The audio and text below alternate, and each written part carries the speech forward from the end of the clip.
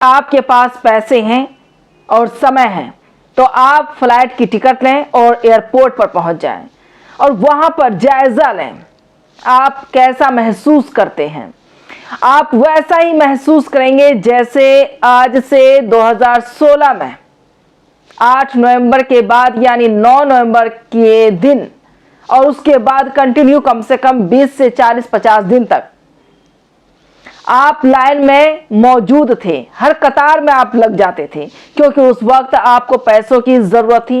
नोटबंदी की वजह से लोग परेशान हो रहे थे, उसी हिसाब से अब एयरपोर्ट पर लोग नोटबंदी की तस्वीर जैसे नजर आने लगे हैं।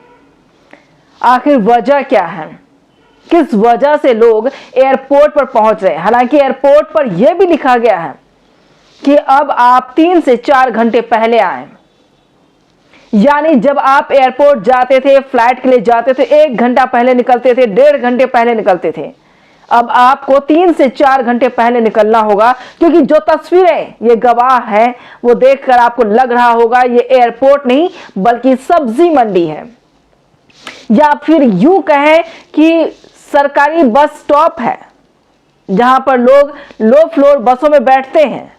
वैसी हालत, वो कंडीशन एयरपोर्ट की है। ये तस्वीर आपके सामने है, आप तस्वीरों में देखें।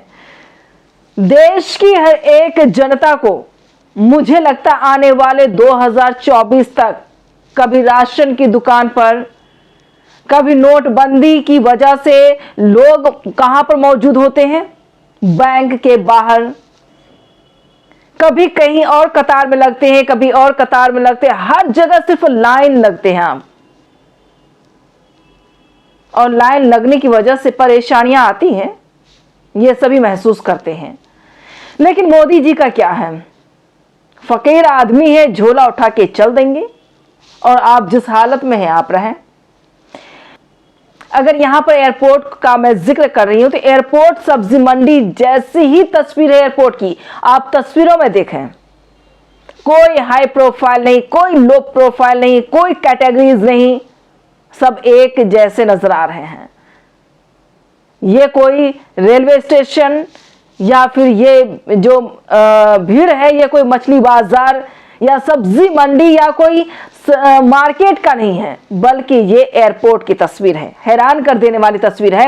इसलिए रवीश कुमार ने ट्वीट के जरिए कहा कि अगर आपके पास पैसे हैं तो आप टिकट लें और सीधे एयरपोर्ट पहुंच जाएं।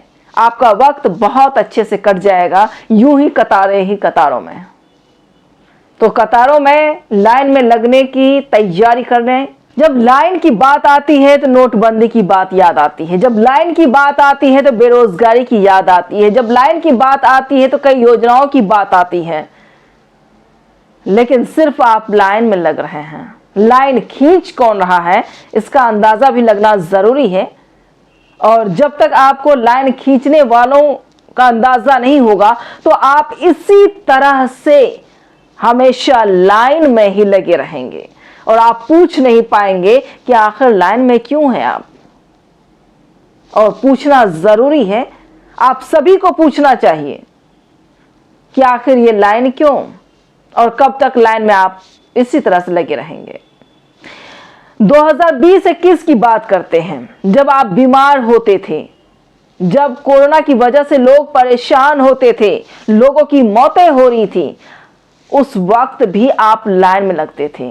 इलाज के लिए भी लाइन, दवा के लिए भी लाइन और यहां तक कि अंतिम संस्कार के लिए भी लाइन, अंतिम संस्कार के लिए भी लाइन।